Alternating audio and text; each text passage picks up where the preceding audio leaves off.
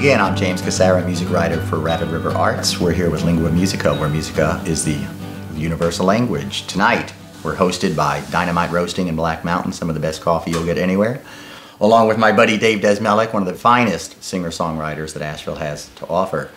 Speaking of Asheville, Dave, you came here by way of Flagstaff via Marietta, or do I have that backwards? Give me the path, my friend. Alpharetta, Georgia. Okay. Born and raised back when it was Cowtown, and then made my way out west in my early 20s. Spent a lot of time in Flagstaff, lived in Flagstaff. There was a time we called it Flag Trap because it was hard to get out of, but it's a beautiful place and I love it. And Flagstaff to Asheville. Okay. Asheville's kind of a trap, but it's a good trap. So you're here and you're staying, is that correct to say? I have no plans on going anywhere. What brings you here and what keeps you here? The mountains, the people, the arts, the music.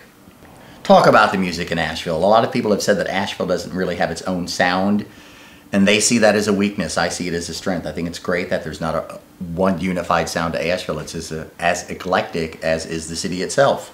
I would agree. I think one cool thing about Asheville is that you can go out to see live music on any given evening and kind of take your pick of what you want to hear. It's true that there's a lot of bluegrass, traditional and old time and that type of stuff going on, but you can also go find rock and roll, poetry, singer-songwriter, funk. Take your pick. Yeah. Speaking of poetry, in a review I wrote for you recently, I unapologetically referred to you as a poet. How do you feel about that? I'm great with that. I appreciate that, and it makes me feel good. So for the writing process, do you start with the words, do you start with the music, or both? A little bit of both, but more often than not, I do start with the music and get some kind of chord progression going that I like, and get some kind of vocal melody along with that, and then the words kind of come after that, or I try to consciously think of something that I want to write about. And speaking of which, now you've been at this for about a decade and a half full time, is that correct? Yeah. Yeah.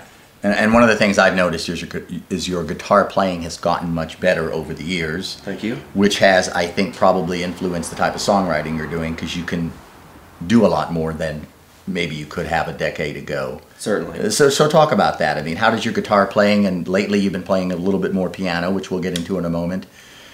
How does that work in terms of streaming together the music as you put the song together? I feel like in the last few years I've gotten more aggressive, and that's probably indirectly due to the fact that when I was starting, I played with a lot of different people. Yeah. So Onus B. Johnson, yeah. Successful band I was in out in Arizona, and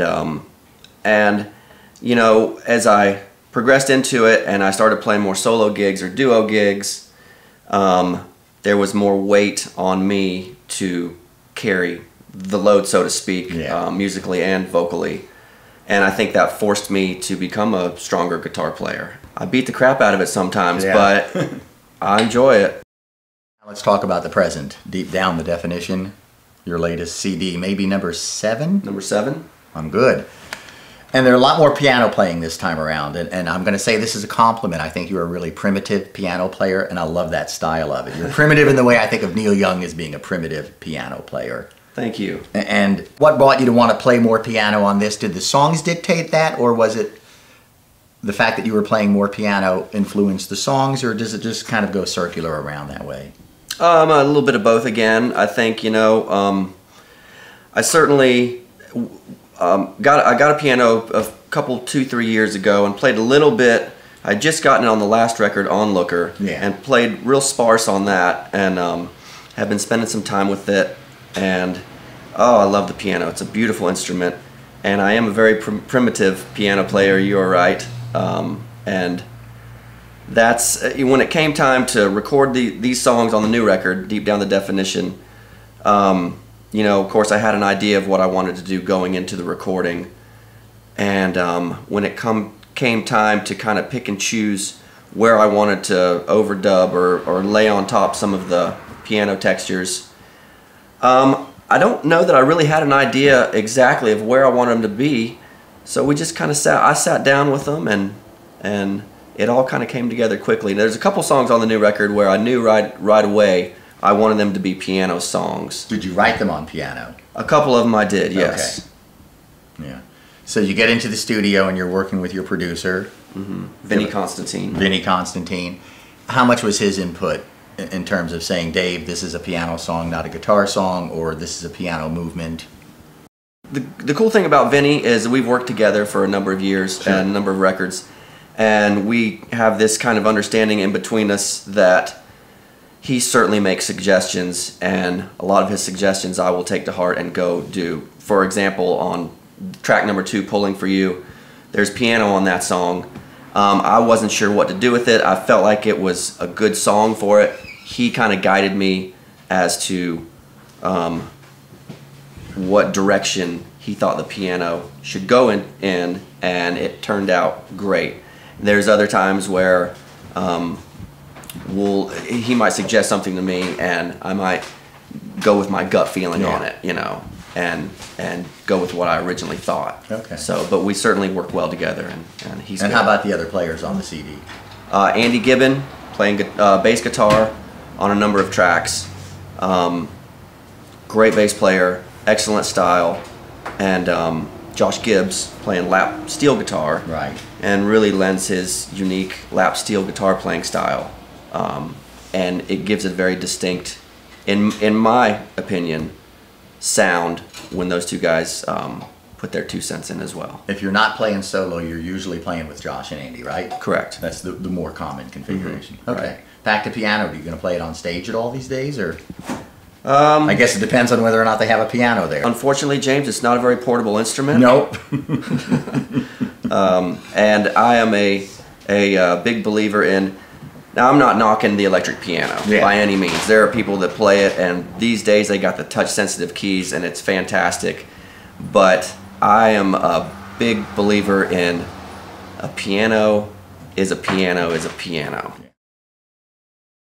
Getting back to our conversation we had previous to the interview about stereo and recording equipment, I'm going to say that you and I are probably proudly low-tech kind of guys in many ways.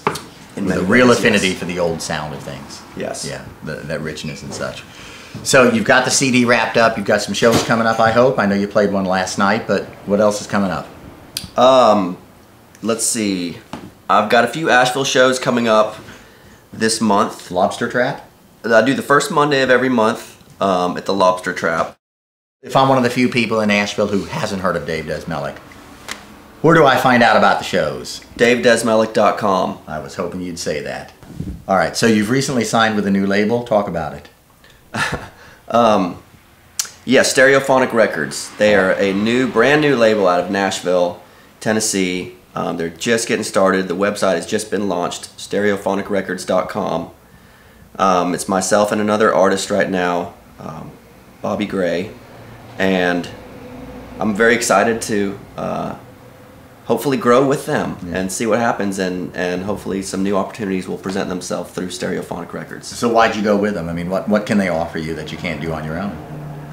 They can get the music out there, distribute it a little more than I can, and hopefully get it in some more folks' hands that I wasn't able to previous. They're doing good things. They believe in me, and I believe in them. All right, Dave, good luck. Thank you, James. Keep up the good work, my friend. Thank you, Dave Desmelik. Listen to the music, my friends.